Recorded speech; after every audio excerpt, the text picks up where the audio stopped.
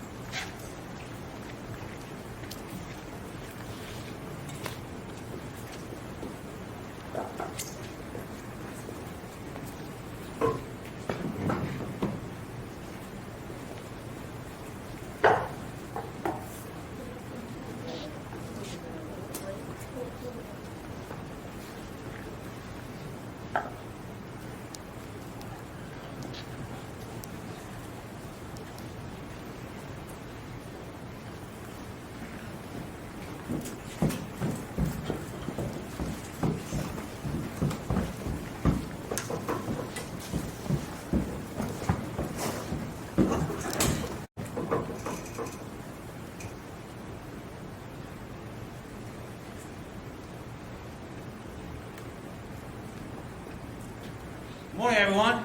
Good morning, sir. LS1 Burnett, front center. Welcome to your retirement ceremony.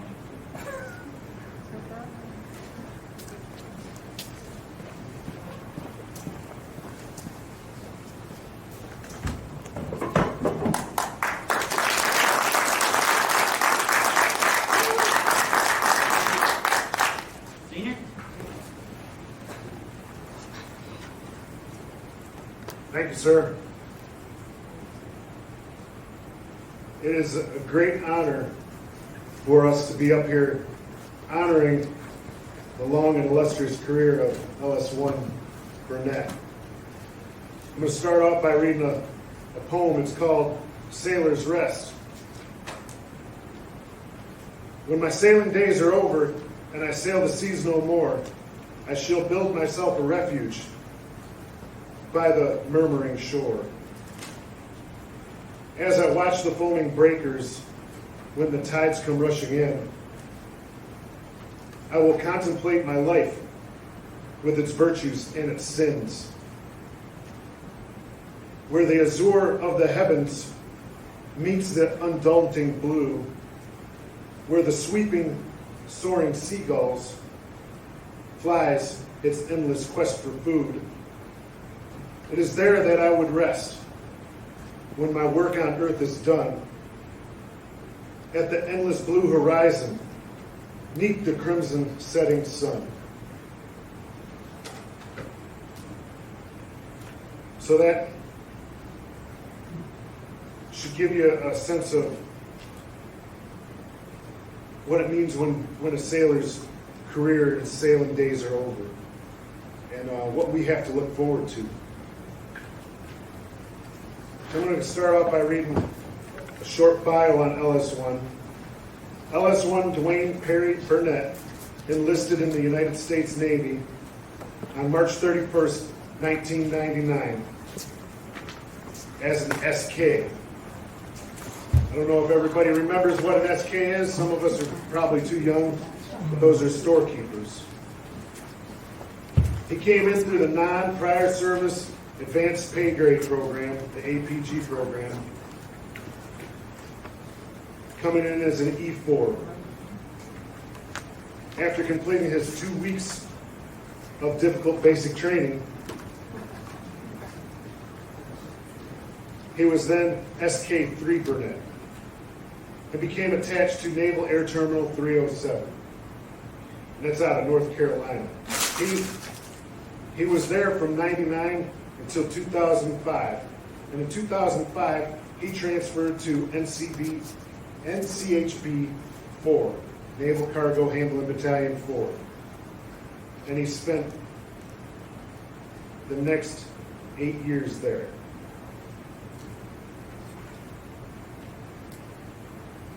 He was mobilized to Kuwait in 2006, and he spent a year in Kuwait. In 2013, now LS1 was mobilized again to Afghanistan, and he stayed there until 2014. After LS1 became attached to Naval Reserve Operational Support Unit, OSU, after his deployment, and he was there from 13 to 14. And since 2015, he's served with ECRC faithfully. In 2020, he volunteered to mobilize with ECRC and came to Gulfport in support of the efforts to response to the global pandemic that we are all experiencing and have been dealing with for the past year. He re-enlisted to continue to serve the command until the end of his mobilization this year. He's been a key member of the ECRC round team. Without him, people wouldn't get fed on the weekends, and we'd have some angry customers. Delivering meals to IAs and performing wellness checks, taking everybody's temperature, making sure everybody's doing good. It's what we do, right? So LS1 is now retiring after his third mobilization, 22 years of faithful service. LS1, this is to commemorate your long and illustrious career, and we thank you for your service. And I'm honored to have the honor to serve with a man like you.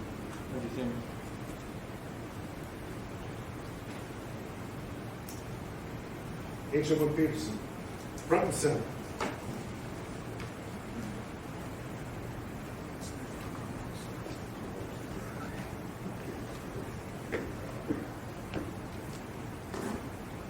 This isn't a roast, I promise.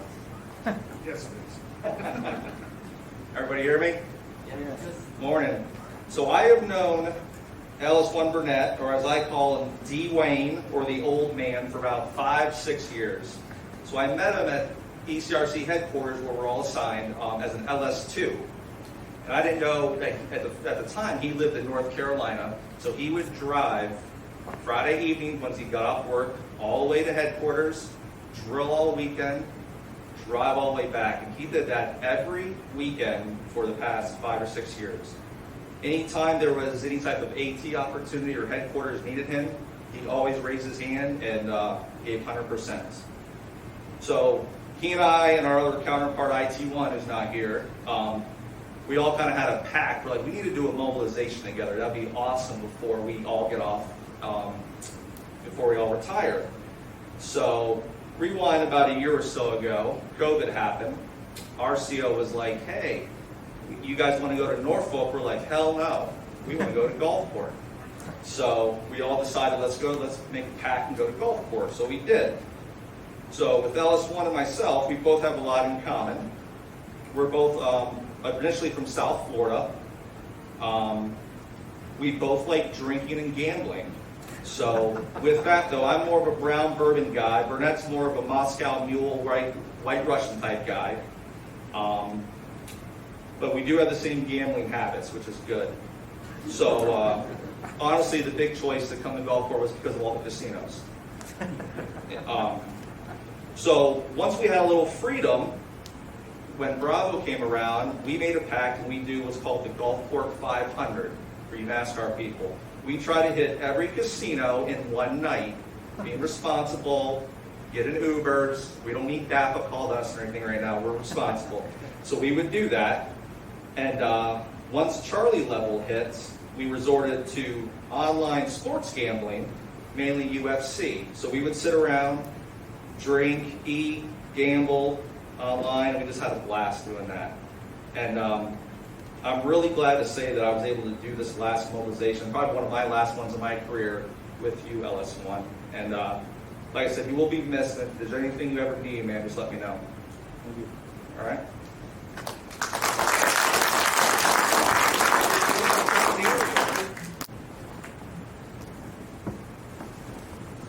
Test. Okay, good afternoon, Petty Officer Burnett and shipmates. We come together again for our final training evolution as a unit, and as our nation's Navy combat team to recognize our shipmate, who after 22 years of faithful service is retiring shortly after our demobilization. Logistics Specialist, First Class, Expeditionary Warfare, Dwayne P. Burnett came to us in June of last year and was assigned to the ROM team. He is part of the ECRC Enterprise as a member of the HQ Augment team, and as one of a handful of key leaders mobilized to support the stand-up of ECRC Gulfport, he played a vital role in establishing the basic operational guidelines, policies, and procedures necessary for the command to achieve initial operating capability. He is a highly experienced sailor. He is skilled at advising senior leaders. He is a recognized subject matter expert. He's an adept planner. He is an unassuming mentor, and he is a selfless teammate. He gave tirelessly to achieving the mission day in and day out to make an immediate and lasting impact on the command. He's been instrumental in a myriad of reporting products to include our daily accountability, ROM reports, and the scheduling of IAs to include medical, pay and processing, ISO prep, and COVID screens. He also made substantive contributions to the development of high-level presentations for headquarters and NECC to include survey feedback and our hurricane evacuation plan. From my perspective, and admittedly it can be limited, he's been the quiet team player and the consummate professional ever since arrival, and likely his entire career. A couple of weeks ago, the command had a little external kerfluffle, a miscommunication that could have brought some substantial embarrassment to our efforts here. While things were being hashed out, I walked over to the exchange. And on the way back, I noticed someone's sporty little import purposely cornering through the parking lot and quickly coming to a rest outside the back of Building 45. With gusto, out popped LS1 in a brisk movement to address the issue. Knowing his involvement to remedy the situation gave me immediate confidence that he would handle it internally, which would allow me to focus on some external diplomatic damage control. Speaking of damage control, that term reminds me of the first time that LS1 somewhat let on that he had a lot to offer. We were here further refining the hurricane evacuation plan. We were in the conference room working out issues, and LS1 added a few pearls of wisdom. Now, I cannot tell you what the heck those specific pearls were, but it was at that moment when I told myself, I knew it. This guy's a sleeper, and he's not letting on how smart he is. Thankful for the sake of everyone's well-being, he couldn't contain himself and unintentionally let us know, thus making our evac plan more sound and practical. Lieutenant Commander Williams reminded me this morning that for several days, LS1 committed himself to research and refining our plan. And as the guy with his name on the front door, responsible for staff and IAs, you took a lot off my plate and mine with that contribution. Thank you. Once again, unfortunately, COVID mitigation measures will not allow us to have a formal retirement ceremony. But yet again, our shipmates have improvised and found a way to recognize your career and service. This is going to be my go-to for retirement remarks. I'm going back to Block 39 of the Chief's evaluation. It is perhaps the most unique of all the personnel evaluation tools across all ranks. For those who cannot immediately recall, and for those of you not experienced with the tool, Block 39 on the Chief's evaluation is titled Sense of Heritage, placing and grading the Chief's mess with the heritage of the Navy. Stop and think about it. It's a pretty weighty responsibility. I still, personally and professionally, think it's that pretty incredible charge, and certainly contributes to the uniqueness of Chief's ranks amongst our services compared with that of our sister services. However, And I continue, in some way, up and down the ranks, we are all responsible for maintaining our sense of heritage and mining the traditions of our service, regardless of the challenge. So to further reinforce that, I want to share with you a video that showed up in my Facebook feed Wednesday night. And as Master Chief Bartow always says, there is no such thing as coincidences. So I felt this divine direction for me to find a way to incorporate it. The following video is a bit dated. It's from 1991 about Master Sergeant Roy P. Benavidez, who received the Medal of Honor for his actions in Vietnam. Without repeating his entire story, it is nothing short of miraculous. He saved 8 lives on that day, and during the 6 hours of his continuous operation, he suffered a broken jaw and 37 bullet and bayonet puncture wounds. At this time, I'll roll the video. And LS1, if you want to take a step out so you can actually watch the video, It makes me feel great when I put my uniform. That's the best piece of clothing I ever owned. Hey, and I wear it all the time.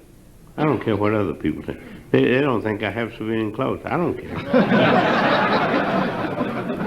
No, because, you know, it's great to be in uniform. At least I get to show the taxpayer where his money goes. And I get a haircut every Friday, whether I need or not. But let me also leave you with this in mind, ladies and gentlemen, since we're in tight crisis. You know, there's a saying among us veterans that it is those that have fought for it, that life has a special flavor that the protector will never know. You have never lived till you almost died. And it is us veterans, especially the wounded, that pray for peace most of all, because we have to suffer the wounds of war. And in conclusion, let me tell you a poem that I promised this lady. She's the grandmother and mother of all of us soldiers. This lady is the greatest of all. She's a nun. And a poem was given to her by a veteran. And she wanted me to recite this poem everywhere I go. And the poem goes like this. Hello, remember me? Some people call me Old Glory. Others call me the Star-Spangled Banner. But whatever they call me, I'm your flag. The flag of the United States of America. Something has been bothering me, so I thought I'd talk it over with you because it's about me and you. Not too long ago, people were lined up on both sides of the street to see a parade go by. Actually, I was leading that parade, proudly waving in the breeze. And when your daddy saw me coming, he would immediately remove his hat and place it over his left shoulder so his right hand would be over his heart. And you were standing there, right next to your dad. You didn't have a hat. And your little sister, not to be outdone, was standing right next to you. Both of you had your right hand over your heart. What has happened now? I don't feel as proud as I used to. I'm still the same old flag. I see children around, playing, shouting. They don't seem to know or care who I am or what I stand for. I saw an elderly gentleman took his hat off. But when he saw others with theirs on, he turned around and slowly walked away. Hey, I'm still the same old flag. A few stars has been added since those parades of long ago. A lot of blood has been shed. Is it a sin to be patriotic anymore? Have you forgotten who I am, what I stand for, and where I've been? Anzio, Guadalcanal, Korea, and Vietnam. Take a good look one of these days at the memorial on roll of all the names of all those that never came back. They gave their life for this great nation to be free under God. When you salute me, you salute each and every one of them. Well, it won't be long now, and I'll be coming down the street, leading that parade, and proudly waving in the breeze. So when you see me coming, stand up straight and salute. And I'll salute you by waving back. And then I know that you remember. Now, ladies and gentlemen, that's a beautiful poem. And you remember back in the 60s when they were burning the flag? When the guys were wearing the flag in the seat of the pants? When they were burning the draft cards, taking off the panel? I find those guys whenever I say this poem. And now they come up to me and they ask me for forgiveness. And you know what I ask them? Because of you, I ask them, how does it feel to enjoy freedom at the expense of my buddy's life? In the 10 years that we fought in Vietnam, we lost 58,000 men, to include 8 women. We have 2 women that are unlisted right now. We never won that war. Not because we weren't defeated, but because we were never allowed to win. And I don't want to repeat this poem anymore, because they are giving all their tomorrows for our todays. In conclusion, I know that you have this question, and I got that book, and I'm going to be signing. The question is, would you do it all over again? It's the most famous question of all. I wish they'd pay me for answering that question. I make a lot of money. Would I do it all over again? I'll answer you in this manner. There'll never be enough paper to print the money, nor enough gold in Fort Knox for me to have to keep me from doing what I did. I'm proud to be an American, and even prouder to have earned the privilege to wear the famous green beret. I live.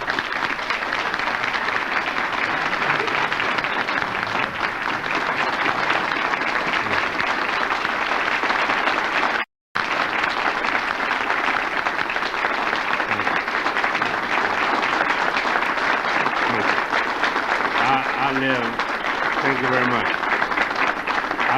I live by the motto of duty, honor, and country.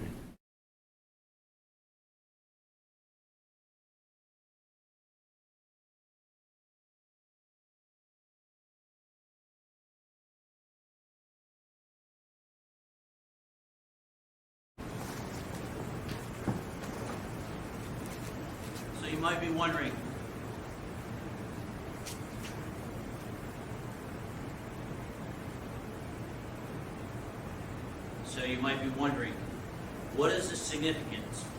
Or maybe you are drawing some parallels with the Vietnam era social challenges and those challenges we see today. This is not my attempt for a political statement. This is our collective patriotic statement. Like Master Sergeant Benavidez, he demonstrated and lived his sense of heritage daily, going around speaking so eloquently about how it's okay to be patriotic. As a Vietnam vet, it is his sense of heritage and the collective of his Vietnam veteran brothers and sisters that made it so good for us today. They are the ones that didn't forget their sense of heritage at a time when much of America did. Events like this retirement allows and encourages us to exercise our heritage, customs, and traditions. When you all return to your NOS and your units, please go back with a refocused perspective on Navy events, be it re-enlistments, promotions, Chiefs pinnings, Navy, Seabee, and Marine Corps birthdays, and yes, retirements. Don't allow COVID or excuses to get in the way of these very important and often significant milestones in sailors' careers. And also, take with you a sense of duty to create a culture of inclusion and involvement. Make the effort to recognize your colleagues' conclusions of their careers. And when it comes to yours, when it comes to your turn to retire, keep an open mind and be gracious to allow your shipmates to recognize you. Being recognized is not just about the person we are focused on. It is also about the collective joy everyone experiences in contributing to the cause. to recognize not only our shipmates, but to also preserve our heritage.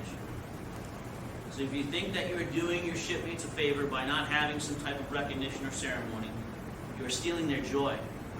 And you are, in an unintended way, contributing to the erosion of our heritage. I'd like to thank Petty Officer Burnett for being part of today's training evolution. And I hope that it is one that sticks with all of us. The more we all put into our own and each other's careers, the more we all benefit.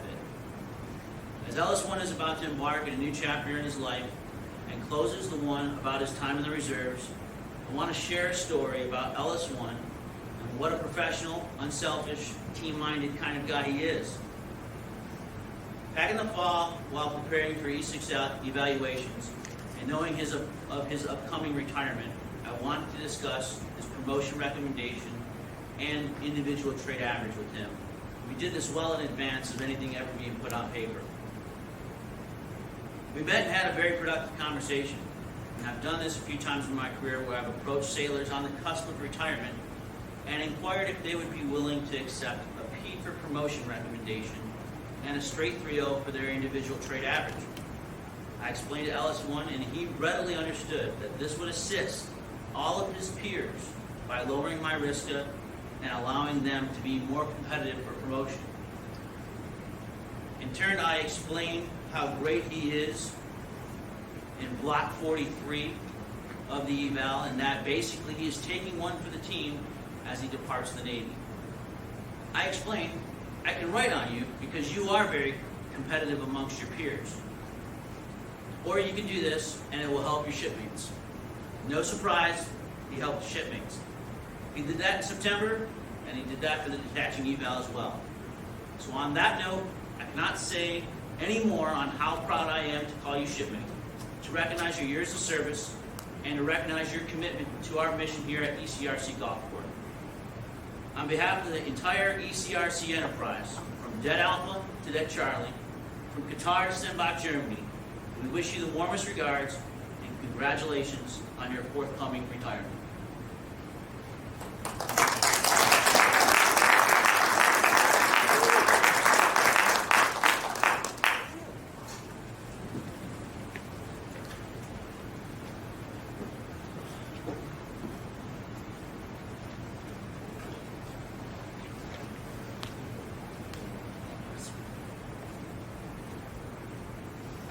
Everyone, please stand.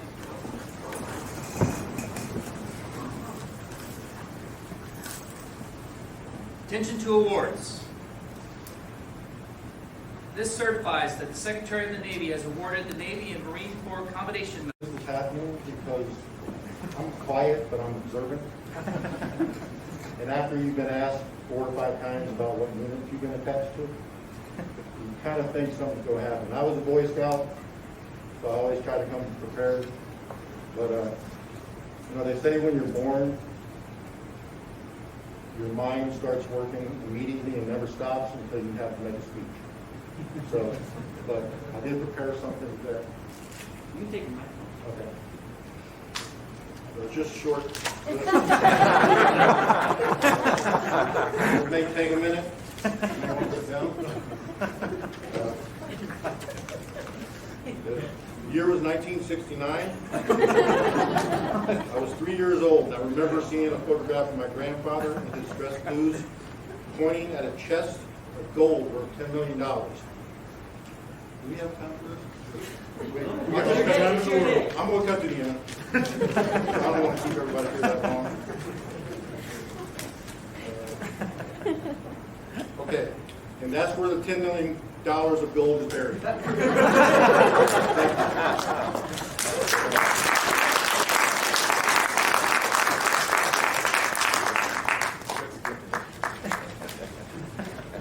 That's it. Thank you. Appreciate everything.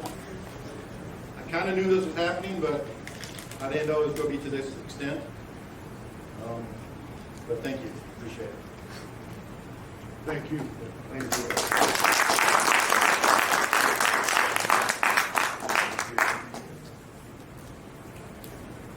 LS1. Sir, can he go ashore? Oh, absolutely. Let's do it. No. Hold on. Attention on deck.